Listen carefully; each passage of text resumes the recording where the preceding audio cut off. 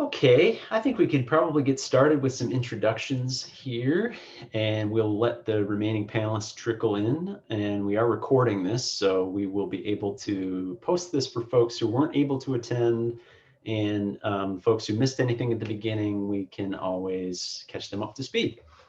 So I am going to be your host and your ZJ, your Zoom jockey for this evening. My name is Pete Johnston. I am the film production manager for the Film Studies program at the Department of English at Michigan State and a filmmaker. So like many of you, I am an artist who has been trying to find my own way through all of the changes and crises of the past year. So I'm just as eager as our other panelists and our attendees to dive into this topic. So for folks who are attending, at any time you want to throw a question to the panel, please use the Q&A function down at the bottom of your Zoom, and I will field and moderate those questions as we get to them. But first, join me in welcoming our panel, and I am just going to kind of go around and allow folks to oh, I see. I believe you are, you need to join as a panelist, perhaps, Asmaa. I'm not sure if there's a different link. I see the comment here. One of our panelists is an attendee.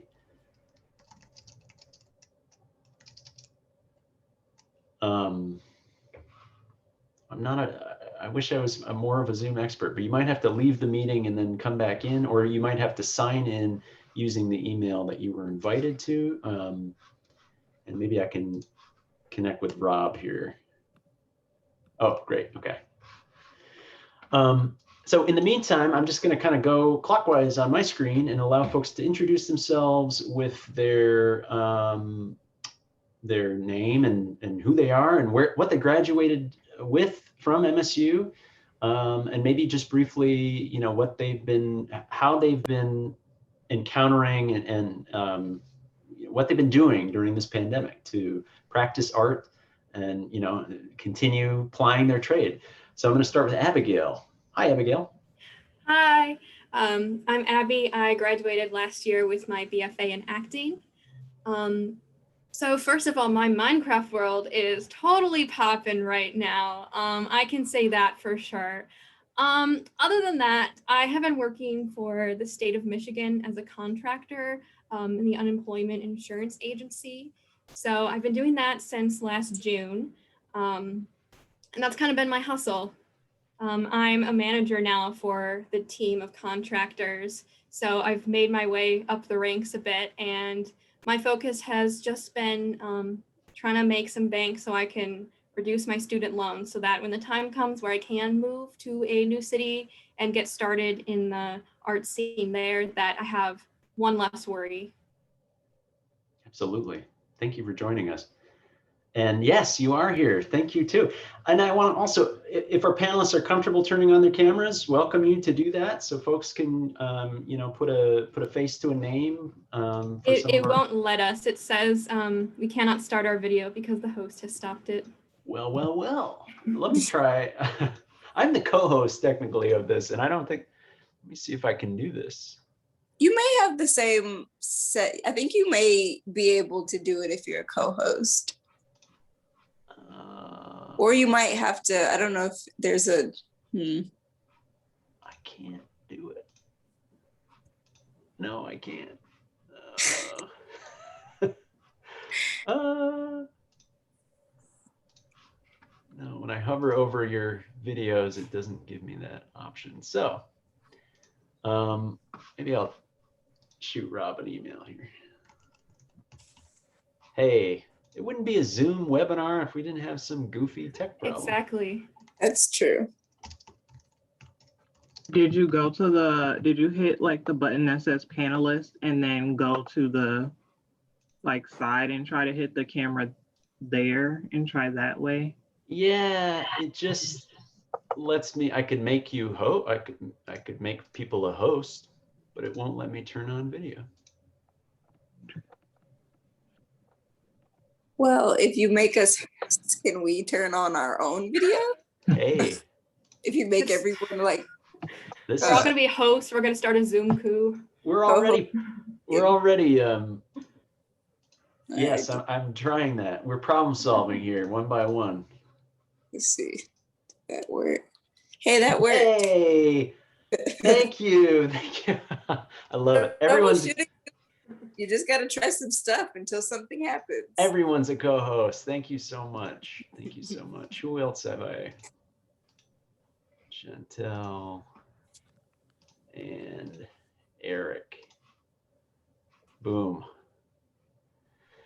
Asmaa, you're next, and you cracked the code here. So would you like to introduce yourself? Yeah, so my name is Asmaa Walton. Graduated from MSU with my BFA in Arts Ed in 2017. Right after I got my master's at NYU in Arts Politics. For the past like 2-ish years, I've been working kind of in museums, in like fellowships and internships. And right now, I'm kind of solely focusing on a project that I started to work on actually a little bit before the pandemic. But I decided to kind of take some time off from working full time to try to like nurture like this project because it started to do some cool things. So I wanted to see what could happen there. So that's currently what I'm doing. Terrific. I'm going to kick it to Chantel. Would you like to introduce yourself? Sure. Hi, everyone. I'm Chantel. My pronouns are she, her, hers. I graduated with a BFA in Apparel and Textile Design, and I also minored in theater last May, is when I graduated. Since then, I'm currently in grad school at Ohio University, which is where I am now. So I've been doing the whole grad school thing, and I am doing it in costume design, so it's theater related. And I have all of my classes last semester were completely digital. We were allowed to come into the shop with, of course, limited people and social distancing. But there were no in-person classes, of course, last semester. This semester, I got the chance to have one in-person class. There was only 5 of us in the class plus the instructor. So that's been really nice to be able to get back to going in person, but that's how it's been for me. Great, good to have you here. Kaitlyn, would you like to introduce yourself? Oh, here we go. I'm Kaitlyn. I graduated from MSU in December of 2017, and I did 2 full degrees. The first one is a Bachelor of Arts, and that was in Arts and Humanities. So I was in ARCA, or the Residential College in the Arts and Humanities. And then I also did a Bachelor of Fine Arts, and so that was with studio art. And my first concentration was painting.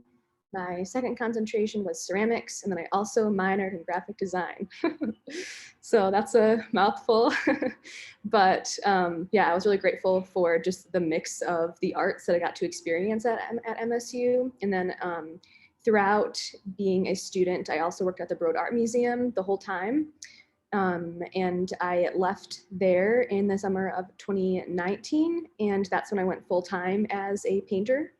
And so now I have a studio right here in Lansing in Rio Town, and that's been a true blessing in just being able to have the mental and physical space to create work.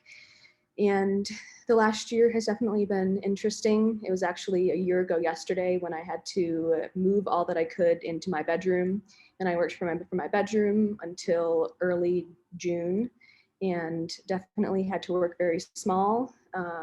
And it's really been interesting, like, as I work for myself, having to learn to choose rest during this time, because when you find yourself having all the time in the world to just keep working and your to-do list never ends, you have to say, okay, I have to go for a walk now. Like this will be good for me, and I can come back in a much healthier way for my work and for myself as well. So yeah, I've been thankful though that since June, I've been back in my studio too. That is such an important lesson. Thank you. And thanks for joining us. Yeah, Colin, would you like to introduce yourself? Yeah. Hi, everyone. My name is Colin. I graduated in December 2017. I was in the film studies program and the fiction filmmaking minor. Since then, I now live in Los Angeles. I'm currently an associate producer on Jimmy Kimmel Live. I've been on the show since March 2018 or 2019, excuse me. And yeah, so over this last year, I've been fortunate that we have been able to keep working and doing the show. So I've been here in my apartment, this one you see behind me, for literally the last year working from home, which has been, I feel very fortunate in that case, and to still continue to work and show up every day. But it's been a unique experience, producing a show from home every night for the last year. So yeah, that's just about it for me. Thanks for being here with us. And Eric, would you like to introduce yourself? Hey, how's it going? My name is Eric, and I graduated just this last August 2020 with a BFA in acting, and currently I am the editor / like social media manager sort of stuff for 2 podcasts. Fantastic. And I see that Brandon has joined us as well. Brandon, you can feel free to turn on your camera. And hey, and we've just been introducing folks, so perfect timing. If you'd like to introduce yourself and let folks know, I'll let you get situated, when you graduated, what you studied, and what you've been doing, since you graduated, and especially kind of in the last year during the pandemic. Totally, yeah. So my name is Drap. My pronouns are he, him, his. Sorry for being late. I had to get my old laptop out and then do it on there for some reason. So we made it. Currently, I work as a web content producer for Stay Curious Media. And that's kind of like the big job I've been doing since graduating. I just graduated the same time Eric and Abby did. And it's good to see my friends again, which is cool.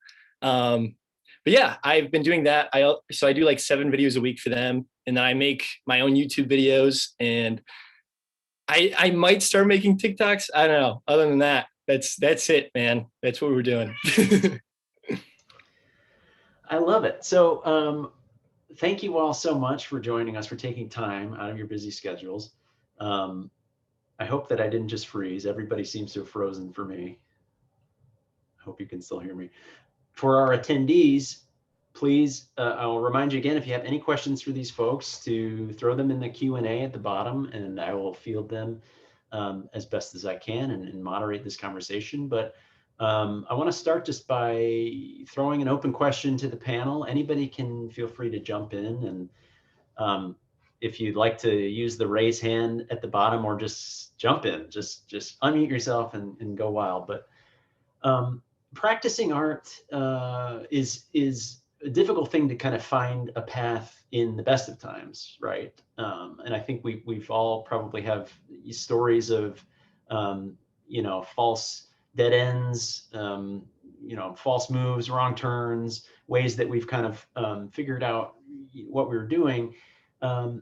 Especially in the last year, many of us have maybe had to flex in a different direction, or take on any extra work, side gigs, side hustles. Does anyone want to elaborate on that, and just kind of share different ways that they have that they've found ways to cope? Asmaa, I saw you had your hand up first. Why don't you go ahead? Yes, I don't know how to put the hand down. I don't know how. Okay, it went away. Yeah, so for me, I think I'm kind of in an interesting position, because I'm actually not where I was at the beginning of the pandemic. When the pandemic started, I was about halfway through a 1-year fellowship at the St. Louis Art Museum. And we went completely like working from home remote, only for about, I guess until June. St. Louis opened up, like Missouri kind of opened up kind of fast and didn't, I don't know, it was weird. It was weird. So I was back at work in June in person. But while the whole time I was in the house, I was working on a project that I started called the Black Art Library. And it kind of came out just of like a blend of my interests. I studied art ed, but I wasn't interested in being an art teacher in the classroom kind of sense. I didn't really know what I wanted to do, but really kind of at that time, I think just now art education programs are starting to adapt and widen a little bit, and be a little bit more community centered and kind of think about museums and think about different pathways. But at that time, that was kind of, so they're like, you should just get your certification. I was like, I don't know. I don't think I want to do that.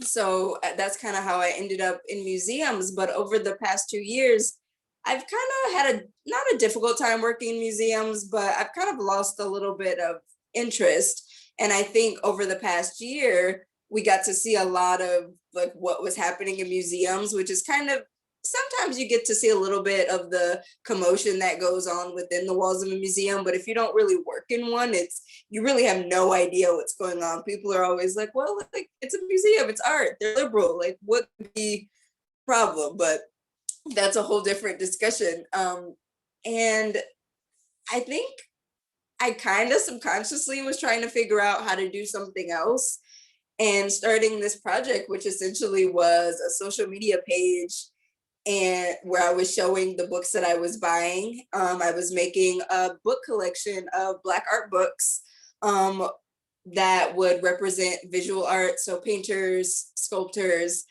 photographers, anything that could fit in that realm, and really just building an archive of all of these art books, because art books are super expensive. Exhibition catalogs are super expensive. People can't just buy a $50 book, $65 like catalog just because they want to look at it. And also everyone can't go to a museum, so books are supposed to be a way to bring access. But if you can't even afford to buy the book, or if these aren't the types of books that are shown in your local library, like how can you find them? So that's just why I started doing it. And I was like, I don't really know what I'm going to do with it, but I'm just going to start collecting them. We'll see what happens. A few months into that, people started donating books. Towards the summer, I started a GoFundMe. I was able to raise like $10,000 to help me keep building the collection. And right now it is being exhibited at the Museum of Contemporary Art Detroit, and it's actually open until May 2nd. So if anyone is coming down to this part of Michigan, if you're even still in Michigan, come down and see it, because it's really cool. And that's fantastic. It's been really interesting because I've been able to just do that kind of this year. When I stopped working in August, I've been able to kind of do some contract work in museums, but also focus on the library, doing the exhibition, but also doing a whole lot of virtual talks. So I've been making like enough money to like kind of support me through it, but it's been really interesting just giving myself the space to do it. That's so exciting, and such a great project to not just be thinking kind of small, but to be thinking about expanding equity, expanding access to all this stuff in a way that's even more accessible now that folks are used to this virtual thing, that you can do that. Great. I'd love to hear that. Other folks on our panel want to share just something that's kind of changed in the way you've done your work. Yeah, Brandon, go ahead. So like in college, and every like performance I had done previous to college was always in person. I loved the live audience and stuff. And then obviously that completely changed. So I think the hardest part about like the pandemic was like taking like the skills I had learned through like live theater. Cause like, at least for me, and probably like Eric and Abby as well, it's like we just went through like 3.5 years of college that like really only talked about like mostly like in-person stuff. And we had some media classes here and there. So I think the hardest part was like jumping into like the world of like internet connection basically. And like now I know so much about like weird brands and like how to like market to specific audiences and things. And I think I think it's like really cool. Like the job I've been able to do now is like, I just kind of make like Facebook content for like Facebook moms. So like I do a lot of like just like top 5 compilations and like all this stuff. And it's like, it's really weird too, because people just like, they don't know who you are, so they'll say whatever. And I think that like in the comments, so they'll just be like, oh yeah, you kind of look like Elijah Wood. And it's like, that's a weird thing to say. And I think that's been like a really weird transition, is like, instead of performing to like your family and your friends, and then like, you know, whoever IH kids have to come see your shows for their class, now it's like a bunch of like internet strangers. And I think we're really lucky that we have like these platforms now, like TikTok, like Facebook, like all of these platforms, because we can really connect with anybody who likes our stuff. You know, like if somebody's looking to learn how to design a costume, they can go on TikTok and be connected to somebody who's designing beautiful costumes immediately or whatever. So I think that's the greatest thing I've gotten out of the pandemic. I mean, if you can look at it in a good way, is like now I know like that I can connect with all these people, and like people do want to see dumb Facebook compilation videos. And it's like, I know, I think it's really interesting. Like just the world of like content now is so big. Like there's so much stuff being uploaded to everywhere. Yes, absolutely. And we all have sort of become comfortable with these different modes of communicating. And I mean, tonight's panel is a great example. You know, I don't think we usually, our first thought wasn't to hold a virtual event in the past. If we couldn't do it in person, we kind of didn't expect to do it at all. And now it's become so common that we've got folks connecting from from across the country, LA to Midwest and all else. So there are some benefits. Yeah, it's so interesting. Like I just saw this statistic the other day that like the average American sees like 9,000 ads now. And like just thinking about who's making those ads and like everything, it's like, I don't know, your phone just connects you to like billions of people, and it's so interesting. I want to also hold space for, I mean, I love hearing our sort of positive stories of adaptation to the struggles of the past year, but I also want to hold space for folks who want to share the kind of vulnerable space of not having inspiration or any stories of difficulty, because it's always hard, I think, to be an artist, and now, you know, it's even harder in many ways. So I see your hand up, Chantel. You want to jump in?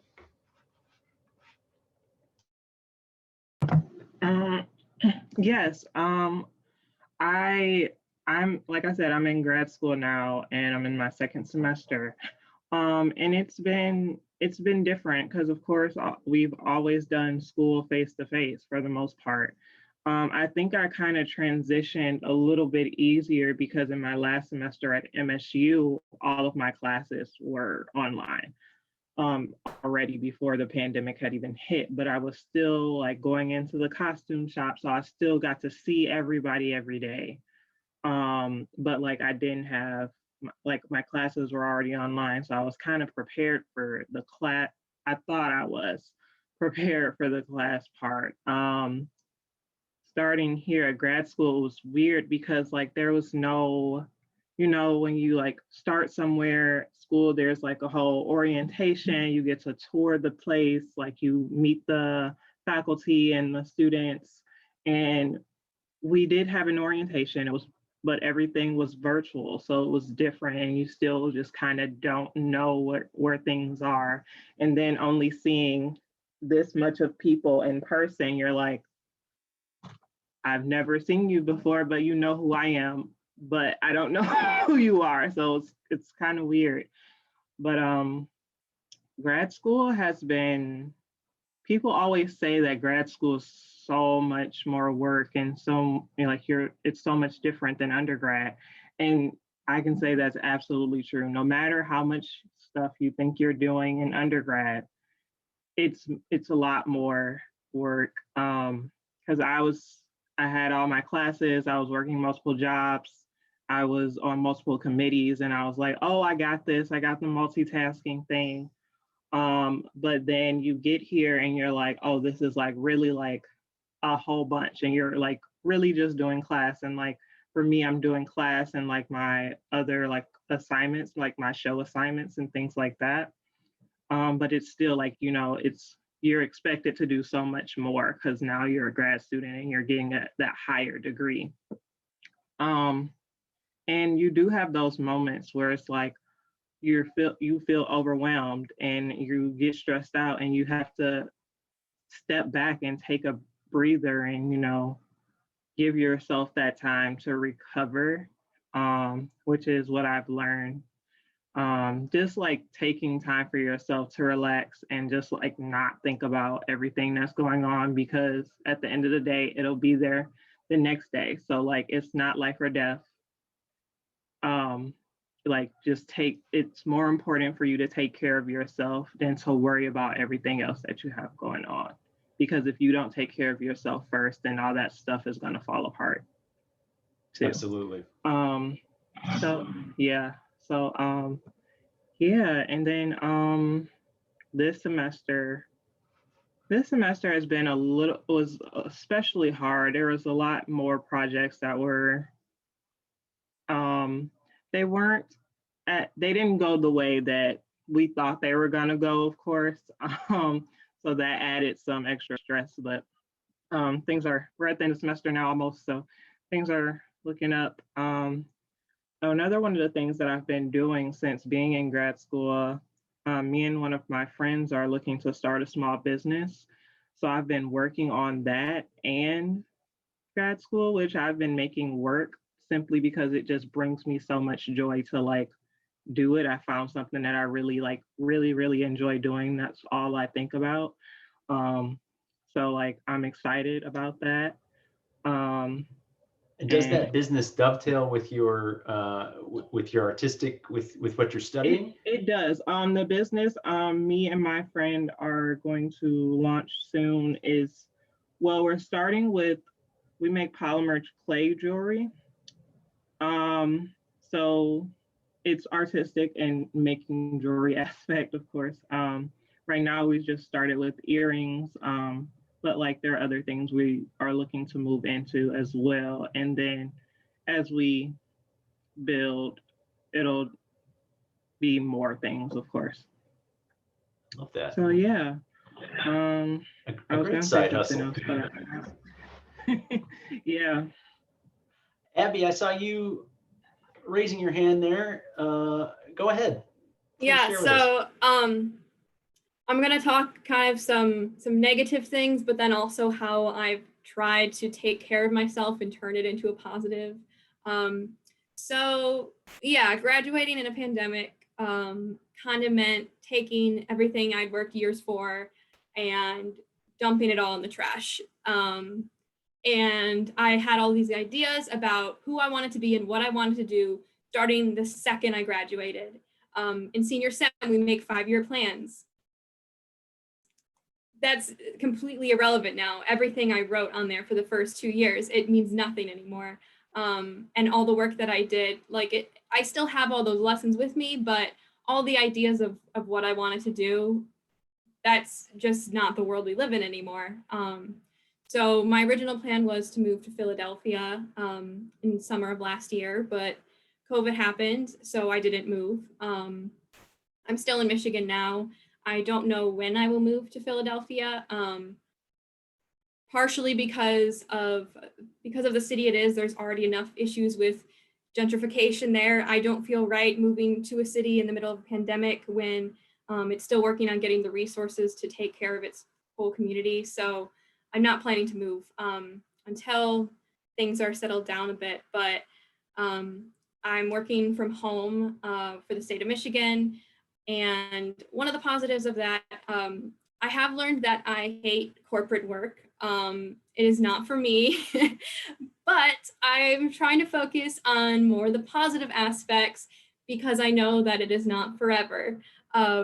So that includes the soft skills that I'm learning. I'm very interested in doing corporate work with improv, and getting to host meetings as a manager, sending professional emails, keeping track of so much is teaching me so many of those skills that I'll need to conduct myself as a professional. So that's been a blessing. And then just getting to talk to people throughout the day, I got to take that for what it's worth, because even just calling people and helping them troubleshoot their computer while they're at work, I'll take it. So that's a positive.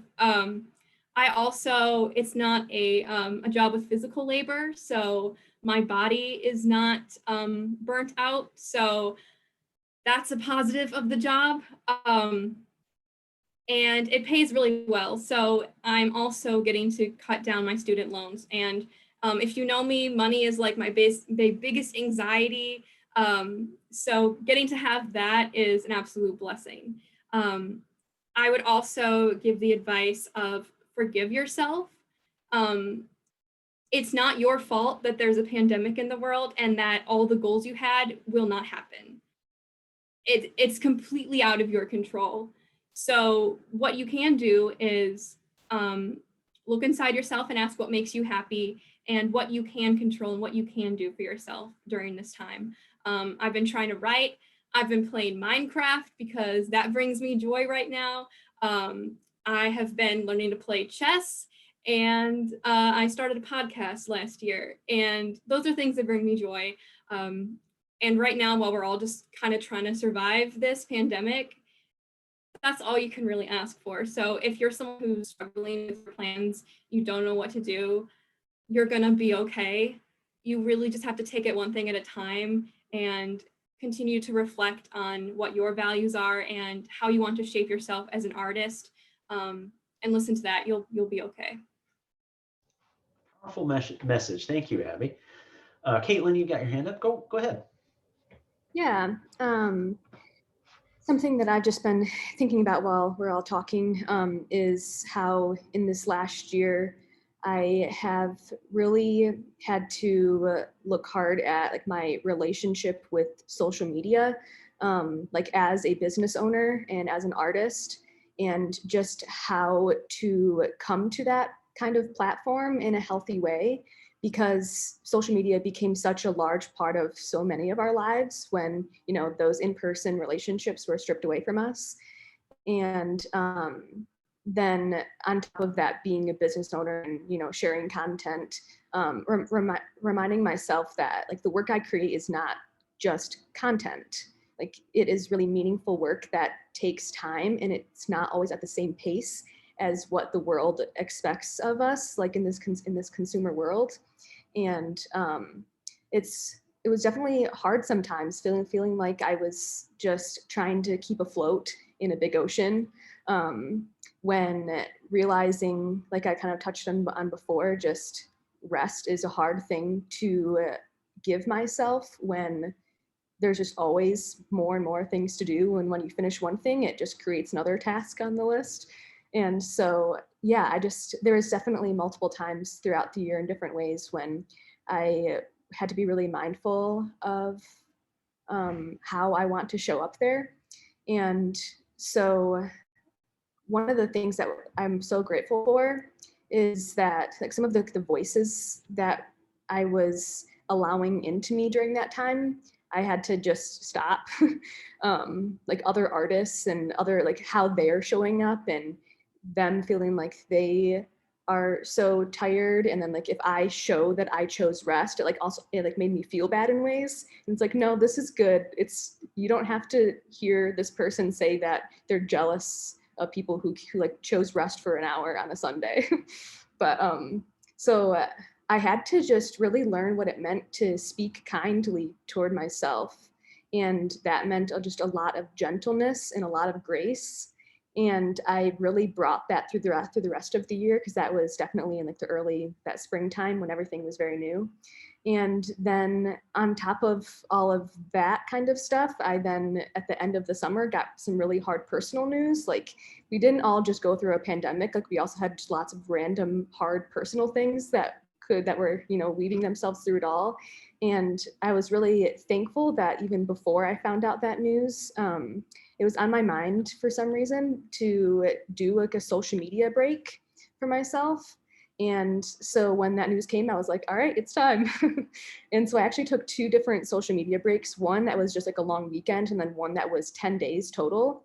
And that was so, so good, just to have the world quiet for a little while and to do things that brought me joy, like whether it was with painting or, just going on some extra walks and spending time outdoors. And then that way I could come back just being really fulfilled and being able to show up for my work in a better way.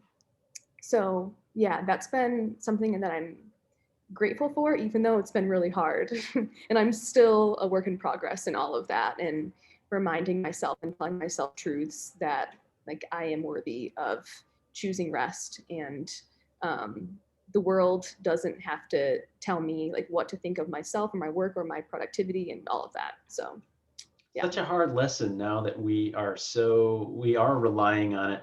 And there is much positive energy and much negative energy out there on many different platforms, and a lesson that I've had to teach myself. So thank you for sharing your story. Colin, yeah, go ahead. How's this past year been? How have things kind of shifted for you?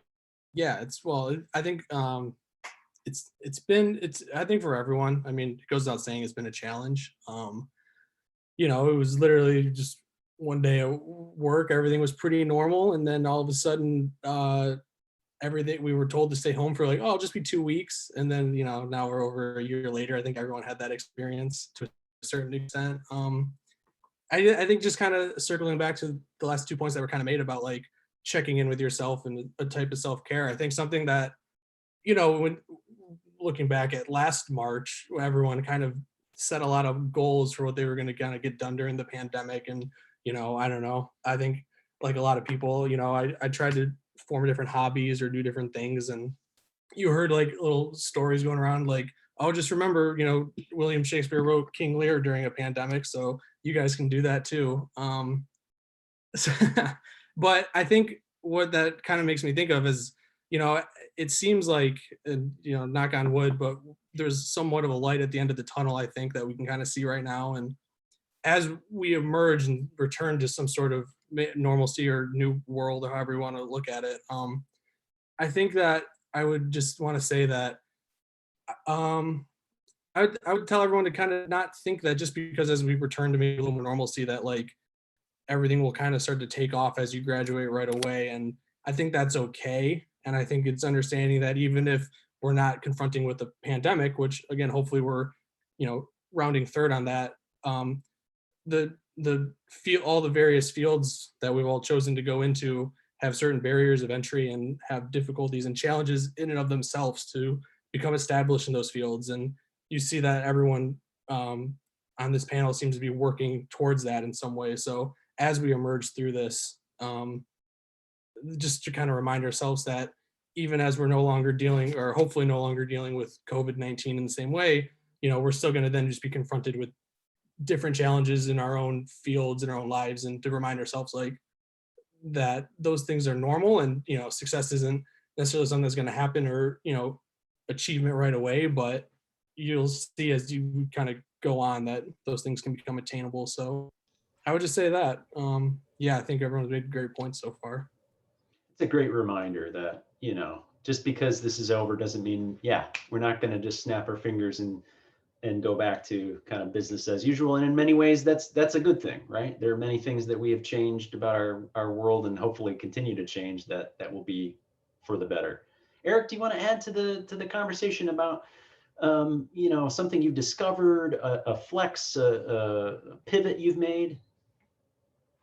Yeah, I mean, like I moved to Chicago, and it's hard enough to graduate and then just make that transition, let alone like during a pandemic and stuff. And it was really difficult kind of getting finding out like what I want to do, Because when you're in school, you kind of know what to do. You have this class, but when you get out, you're like, just it's yours. You get to decide. And I mean, it took like a lot of time. Like I've really only been editing.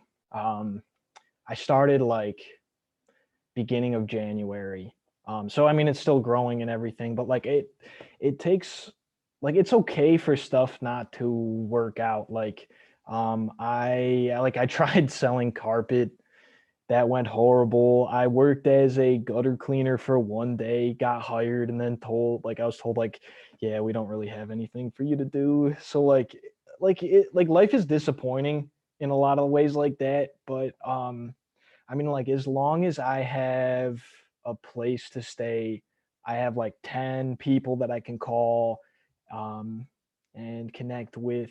I have food, it's like, yeah, it's I don't know, I've really learned to appreciate the simple things in life and to just really internalize joy. And I can be happy. I can choose happiness today. I love that refrain that we're hearing among so many of our panelists. And I think that one thing, we've had a lot of grief. This is turning into like a great therapy session. I am so grateful to be a part of this panel too. But through some of this grief, we're also, I think, there's so much more increased awareness. And we're all artists, right? We're empaths. But I feel like there's sort of an increased awareness and focus on mindfulness and joy and taking time for ourselves, which I just love to hear that echoed so many times. So we've got a question in the Q&A here from Amy Lampy, who says, what life skills or habits have you discovered this year that current students could work on pre-graduation to be more successful and or happy after graduation? Full disclosure, this question is coming from the Theater Advisor. Hi, theater folks, I miss you. Anybody? Yeah, go ahead, Eric. I would have to say the best skill is like teaching yourself how to learn and like dig up information, because you kind of never know how, like, what you can kind of turn into something else, I guess. Like I mean, just coming from like creating art, like recently I've been like, I don't know, like I've discovered so many new musicians, so many new genres of music, and then going back, reading about them, read their biography, learn about how they developed, how they honed their craft, and just kind of how you can like pull information and then use that in another source, I guess. Being a lifetime learner. That is a great skill to continue. Brandon. Yeah, I was just going to say, I think like what Eric said is huge, honestly. Just like really just like allowing yourself to fail is like a huge thing that I've learned, is like just like letting yourself fall over and then pick yourself back up, kind of laugh at yourself and keep going. I feel like another thing that's super important is like just genuinely like taking care of yourself. I think something in college that happened, I got stuck in this a lot, where it was like, I really like romanticized the thought of like staying up late, like working really hard on a project, like the college grind, and then like going out on the weekends and partying and stuff. Now that a lot of that was taken away, I realized that like it's good to eat right. It's good to drink enough water in the day. It's like all these little things you kind of like take for granted in school, because you're like, oh yeah, like it has to hurt, like it has to suck, but it doesn't. It really doesn't. Like I drink a smoothie every day now, and it's like so nice. Like literally just like doing these little things for yourself are what gets you through the day. And it's like those little moments where you finish a glass of water and you're like, that's 10, man, I did it. Like I think that's what really, really is important. I love that. I think the concept of suffering for your art is very outmoded. And you should not have to suffer necessarily to make good art. Chantel. Yeah, kind of reiterating what Brandon was saying, and everybody else has said it pretty much too, but like taking those like self-care is like so important for you to like step away from everything else and just take a moment for yourself where you can do something that makes you happy and brings you joy. Like it's just so important to just like get away from everything else and just take that moment. But what else? So I do this every time. My brain comes and goes, grad school brain. Oh, but like it's kind of like when you don't take that moment, it's weird, especially now being online and virtual everywhere. Whereas before we were like getting in our cars or getting on the bus or walking places to, you know, go to campus, go to your job, you know, go to the store, things like that. And we don't have as much of that now. So we don't have those moments to decompress and take times to relax in between things. We're just jumping like back to back to back. You're like, okay, I finished this thing. Let me jump to the next thing. But you really do need like to take those moments and not feel bad for not always doing work. Like I'll catch myself and I've been sitting in the same spot for like 10 hours and I haven't like stopped doing work. So like it's really important to like just take a minute and like look away from the screen and just like take a breather. And also like when you are feeling stressed and like everything's just overwhelming, talk to someone. It doesn't have to be like a professional or anyone like special, but like just like getting it out there, like letting it go type of thing, like talking and just like, you know, just letting it go and like getting it out because that it like releases it from you in a way. So really just talking to people and just because everybody is going through like the same things in their own different ways. So just knowing that you're not alone. And when you talk to people, you kind of see that. That's what's helped me a lot. So I think that's huge. And I think I totally agree that we need those moments of rest. And this goes back to our kind of relationship to our phones in many ways. I found for myself that I needed to become much more diligent about putting the phone down in a moment when it's good to just take a break, look out the window, be bored for a second. That's what can give you some inspiration. You know, if you're stuck on your phone all the time, you lose that kind of artistic inspiration just from seeing you know, I saw a tailless squirrel out my window, and then I saw the same one maybe 5 days later, and I thought something there. There's some that was inspiring to me for some reason. I just thought if I was looking at my phone, I would have missed that. Kaitlyn, go ahead. Yeah, this idea of success and like what that even means, I think is really important. Because I think the world tells us success is like directly related to money and, you know, how high up you get in a career. And I think it's important to say like ask yourself, what does success mean and look like for me, like right now? Obviously, it might look different in 10 years, 20 years, but how do I want to define that for myself right now? And what, you know, what are intentional things that I can do to, you know, come to that point? So like the others were saying, I want success to mean that I have margin for rest in my life. And I want to be creating work that's really meaningful and that I'm not like rushing through it. And I, yeah, just like want to show up like when I do go on social media, I want to show up in a purposeful way. I don't want to go on there just to be on there and just to have something. And yeah, like I want to be able to put food in me and like all of those necessities. But like for me, I don't think success necessarily means tons and tons and tons of money, because sometimes that takes away some of those parts of success that I care so much more about. And just, yeah, having time, like I can be there for someone if they need me. I have margin for that.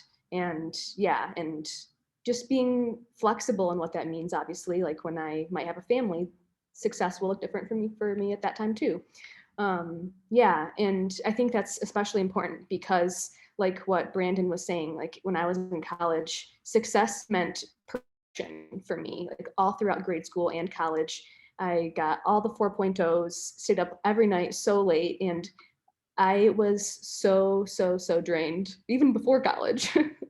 And but yeah, there was definitely just a lack of joy that I experienced in that, and a lack of community because of that too. Like I didn't create space to let people into my life, and the work and all the homework and all of that was my excuse.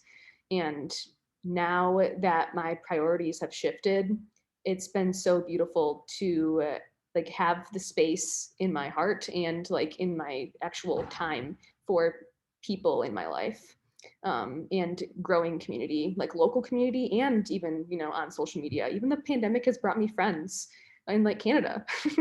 It's so cool. But yeah, I think just being mindful about, yeah, what success actually looks like for me right now is important. That's so key, and something that we overlook, and also something that relates back to, you know, Colin was saying there's this pressure on us to produce because like we have all this time, right? And so I think that many of us have maybe grappled with that, like I don't have any ideas, I'm not writing or I'm not producing, and there must be something wrong with me, because we have all this time and yet I haven't, you know, made something. And I think, you know, setting a realistic kind of expectation, I mean, it's a pandemic, there's grief, anxiety, there's so much going on. And I think setting a realistic goal of success, like my goal of success during this time is just make it through. I don't have to produce anything. It's okay.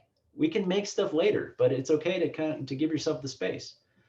If you do get something done, that's a bonus. But you know, it's okay to also not. I am curious.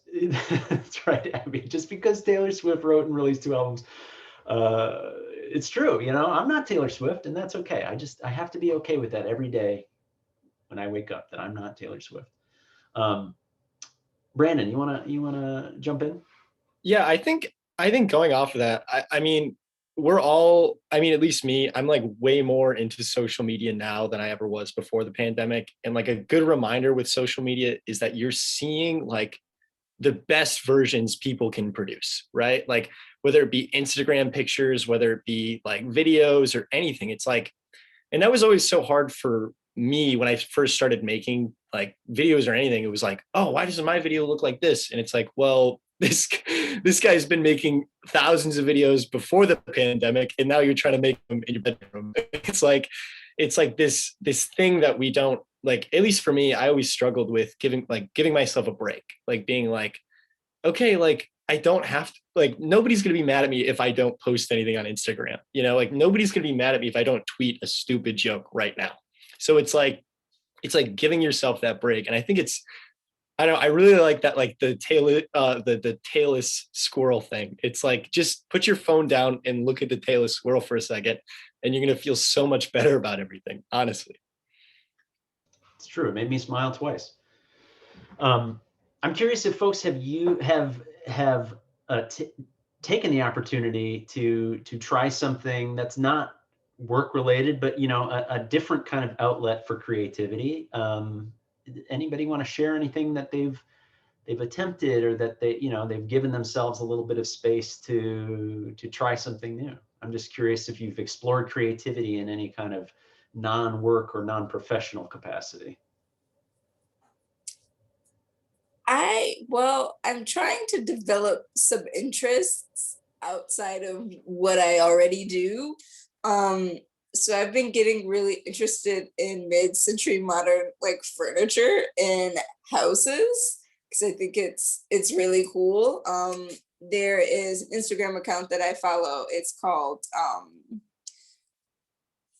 I think it's called Hood Mid-Century Modern, and they just show really cool like mid-century modern stuff that's just in regular neighborhoods that people don't even really like pay attention to, or it could be I don't know, it's a restaurant that's been on the corner of your neighborhood forever and you didn't know. So I follow that account and they put out these flashcards. So I'm planning on buying the flashcards with the different styles. And there's also some really there's some cool places that I can look at around Detroit. Like there's one place that they kind of posted about that's like around the corner from my house. And I think it's an old Chinese restaurant actually.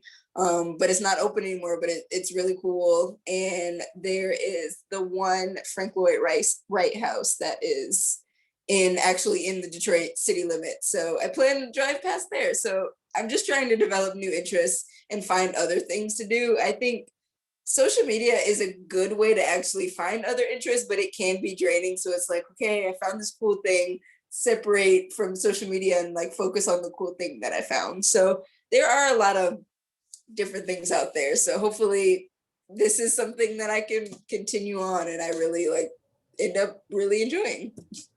I love that. Eric.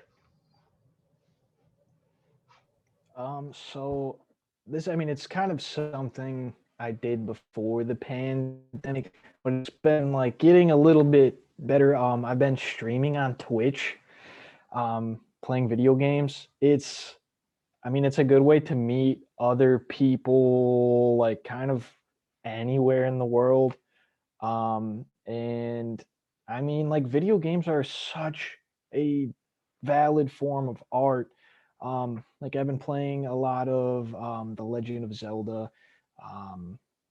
And like just, I mean, there's music, there's visual art, there is computer stuff in there. Like all these mediums kind of meet at this one specific spot. And I don't know, it's yeah, I mean, we live in a world where like pretty much every video game you can play, like you can find it online. You don't have to go to some store and pay $1,000 for this video game that came out 20 years ago. But there are like, yeah, there's yeah, a lot of people just love to connect through that, and it doesn't have to be about business or money. And yeah, so if I'm like playing video games with my friends or just by myself, I'll try to stream and just see like, hey, somebody might come on and from Canada and be like, hey, what's up? So yeah, That's great.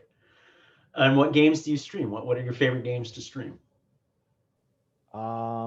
My least favorite game to play / stream is League of Legends. It's a horrible game. Nobody should ever play it. It's very I'm just joking. Very stressful game, but it's fun. But yeah, I mean, Legend of Zelda, Super Mario 64, the original. Yeah, just a lot of like, I guess, older games that people kind of remember, but vaguely. A little that. older, but yeah, old ones, Yeah. but good ones. Asmaa, jump back in.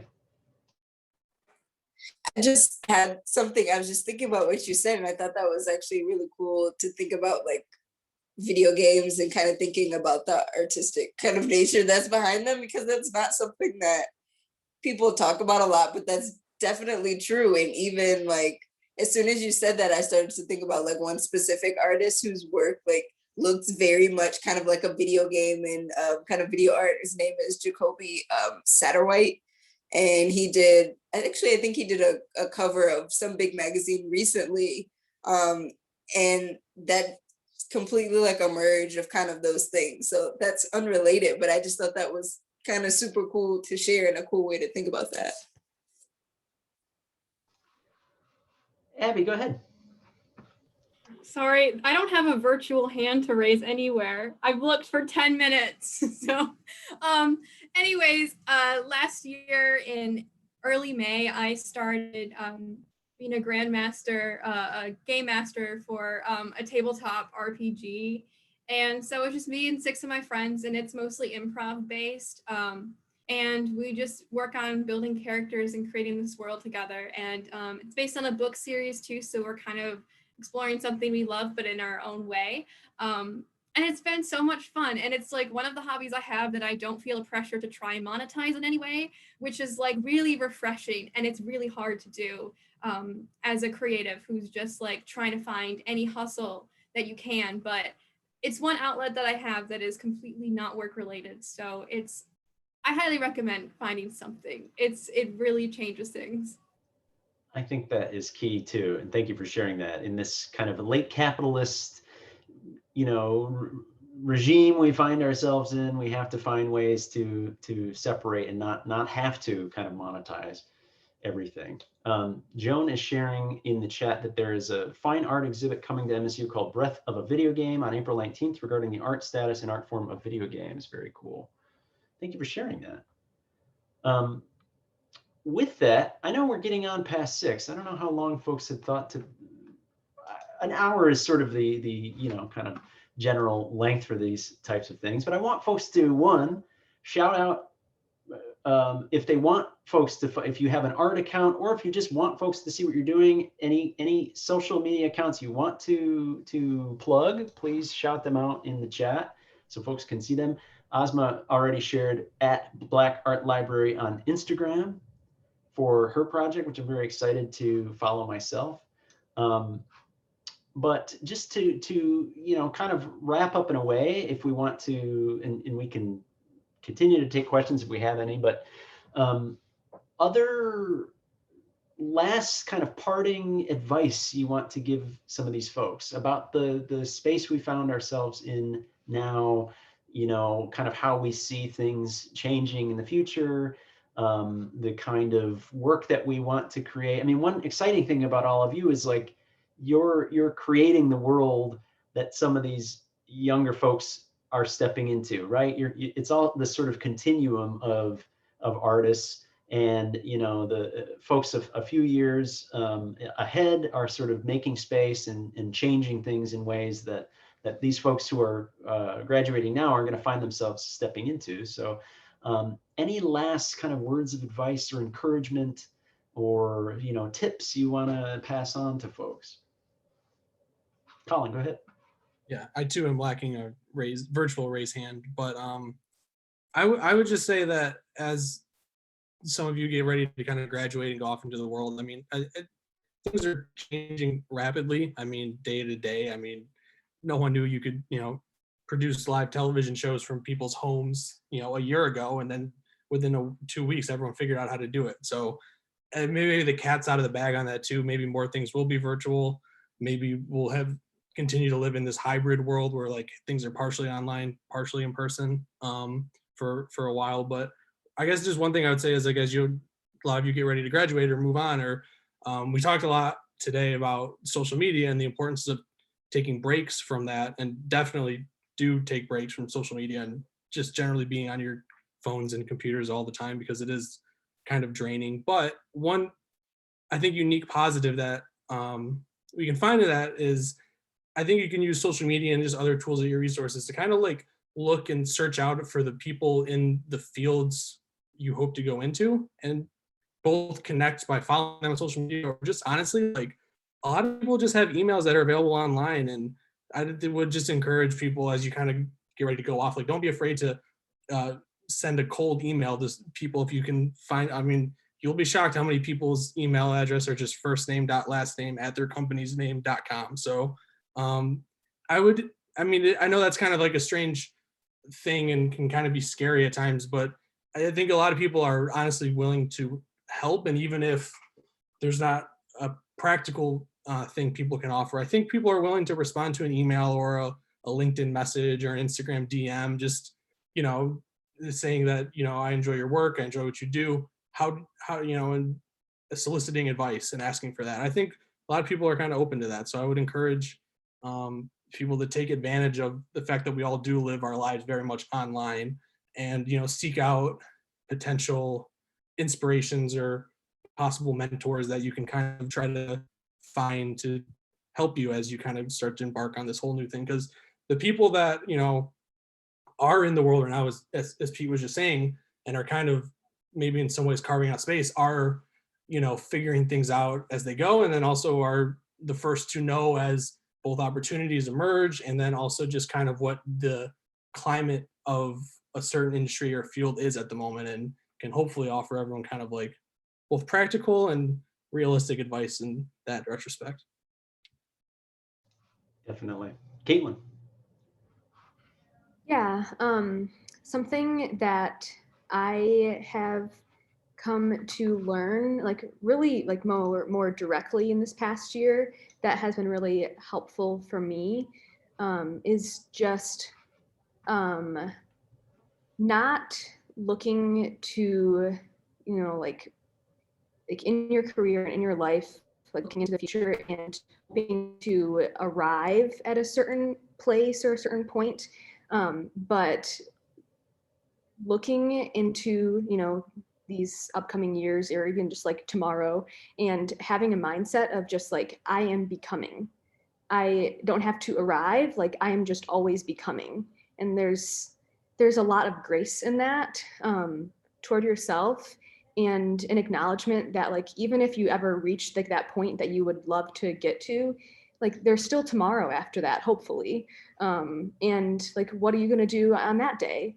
And so that has been something that I've been thinking so much more about.